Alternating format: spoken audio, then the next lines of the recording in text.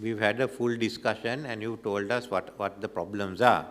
Firstly, as far as budgetary allocations are concerned, that's for 67 billion rupees, and that money we are now worked out, come to an agreement how the finance ministry and the chief financial officer will spend it. Then comes availability of drugs. So already the minister is talking with China, and we'll further ask the foreign ministry also to get involved. With India, we are virtually coming to an agreement where we can access their stocks, but we'll take that up when you go to India next week. But more than that, we also have the issue of the delay as a result of the procedures that are followed now. That drugs by the FDA, they are also registered by UK, all get held up here. So I've asked the NMRA to go ahead now and immediately approve FDA drugs and the other countries which they have agreed with the health ministry. And the health ministry will then bring amendments to the NMRA Act, which will enable them to act quickly and overcome all the difficulties. Interpretation of a section is up to us if someone, and then we can in the meantime make the other amendments.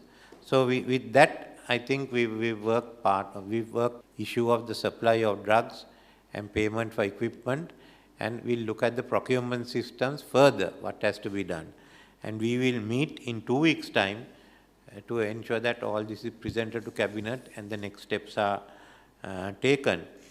Then of medical personnel who are not yet been registered in the SLMC, Health Ministry, SLMC and the Secretary to Prime Minister will have the necessary amendments to the regulations in the next 2 weeks.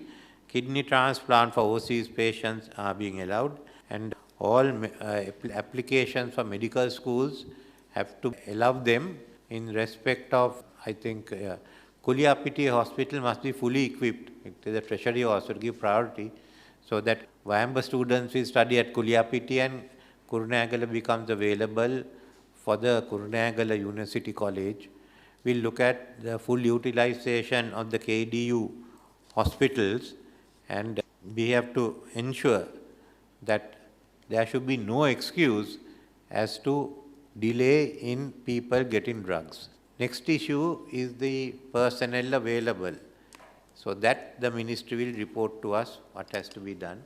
And all health facilities must be fully utilized before we go in for new facilities. We also want transparency in drugs. So all the drugs in Sri Lanka, there will be websites run by the health ministry which will say the total amount available and the amount available in each hospital, which will change daily as they consume the drugs, and the networking system so that even drugs can go from one hospital to another without having to go through the usual bureaucratic setup.